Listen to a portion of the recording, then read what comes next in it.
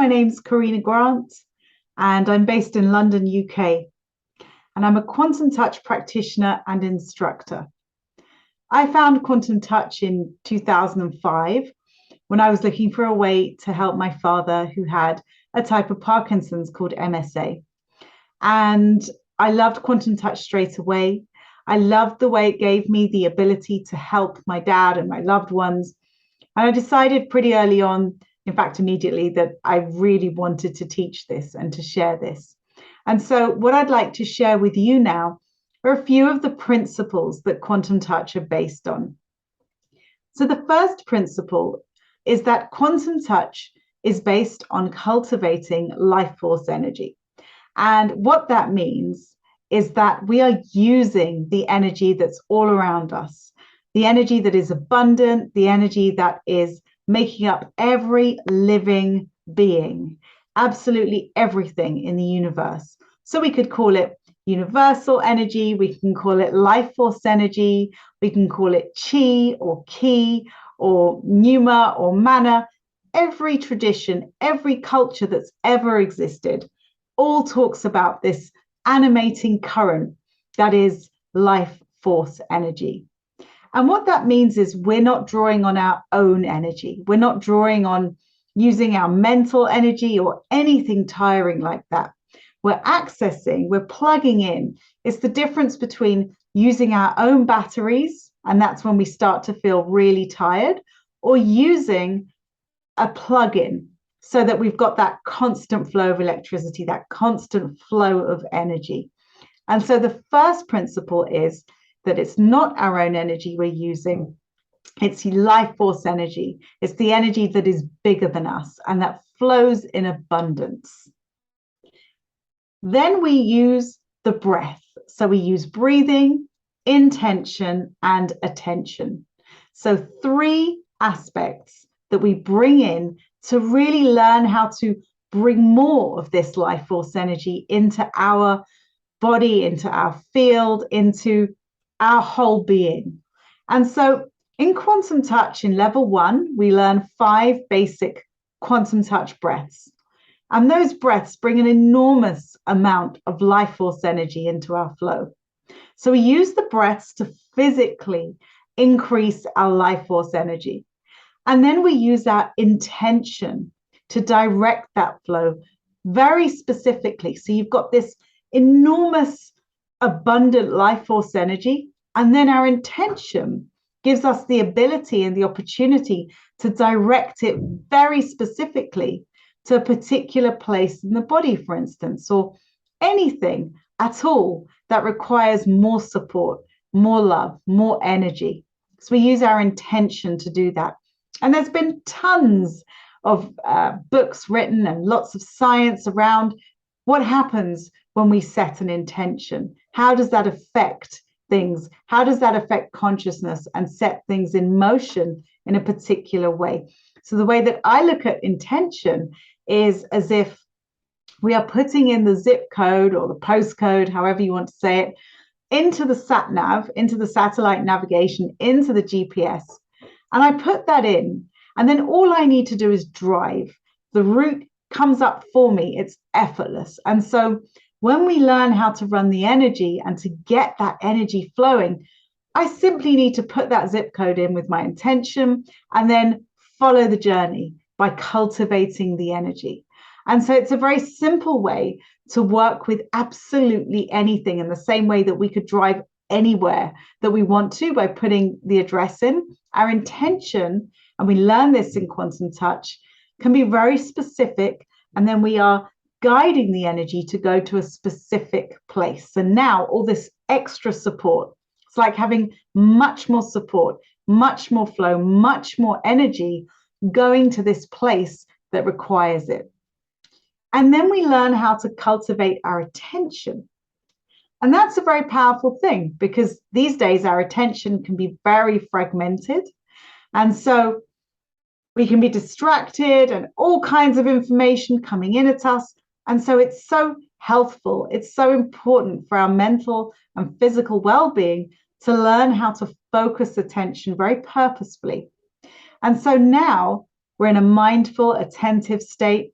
We've got the breath flowing through us, and there's lots of science around the benefits of being in that focused present state. And we've got this wonderful volume of air, this life force energy that's being cultivated and raised.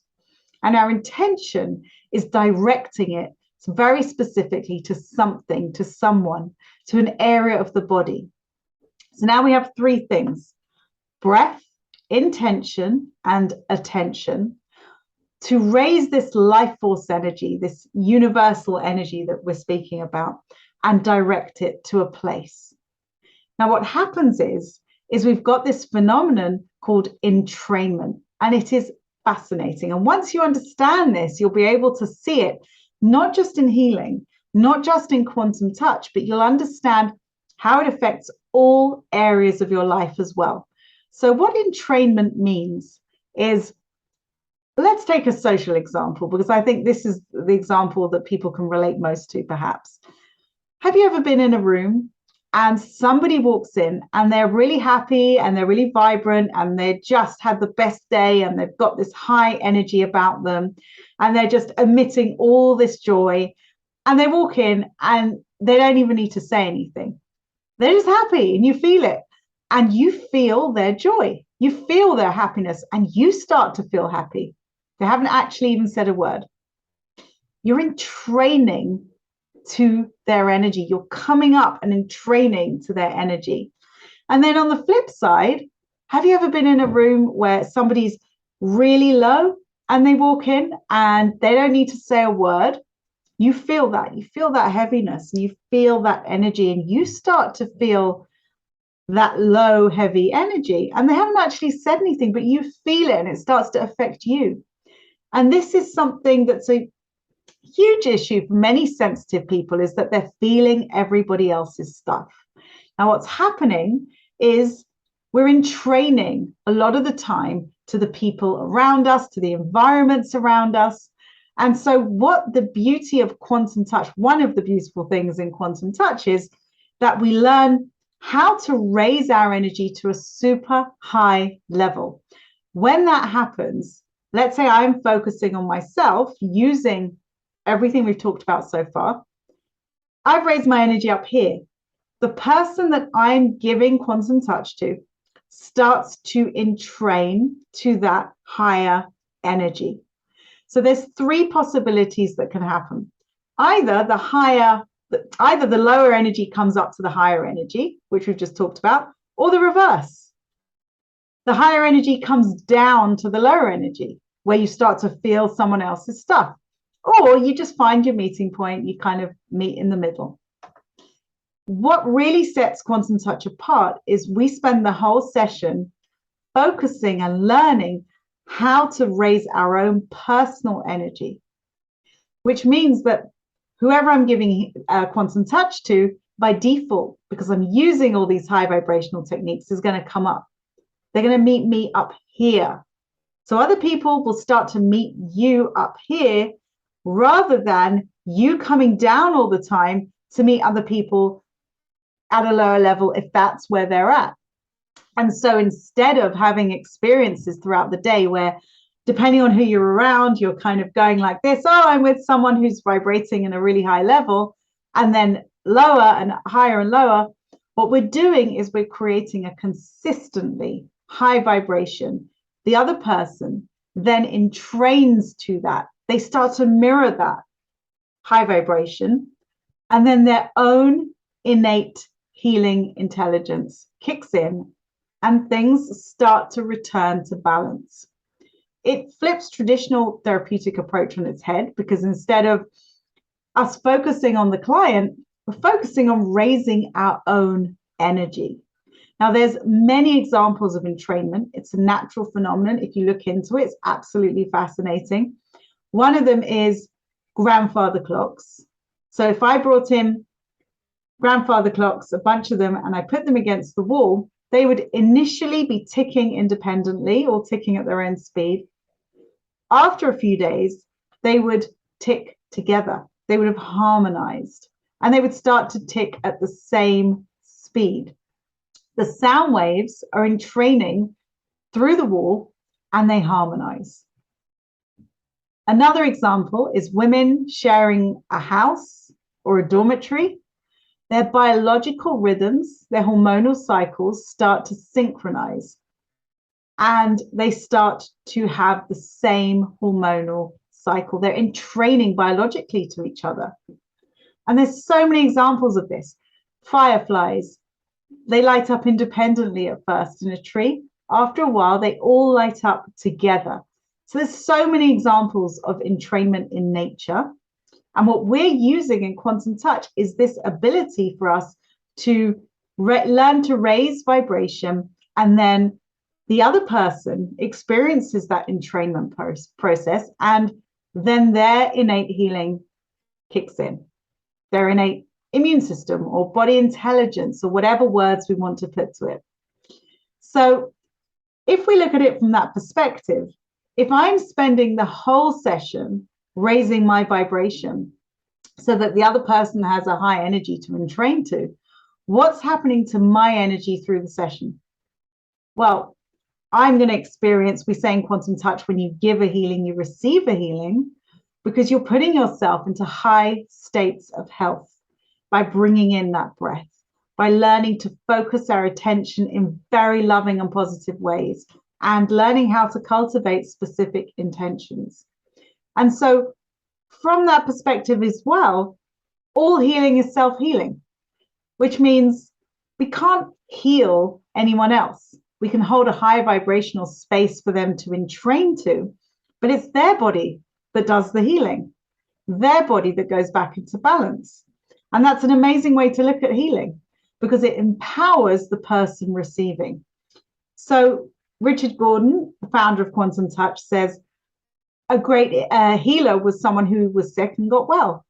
A really great healer is someone who was really sick and got well really quickly. So it's very empowering for the person. So one of the principles is that all healing is self-healing. What is pain? What is dis-ease?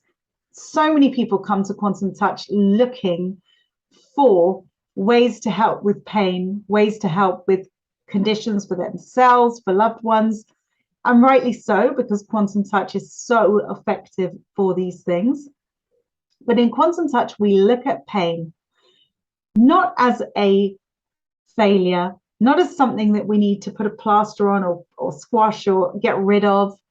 We look at it as a communication, as a way of telling us, where has the balance gone out of alignment in the body? And if I listen to that pain, to that alarm system, it's basically saying, bring more energy here, bring more love here. And so we work with that communication. We work with the pain.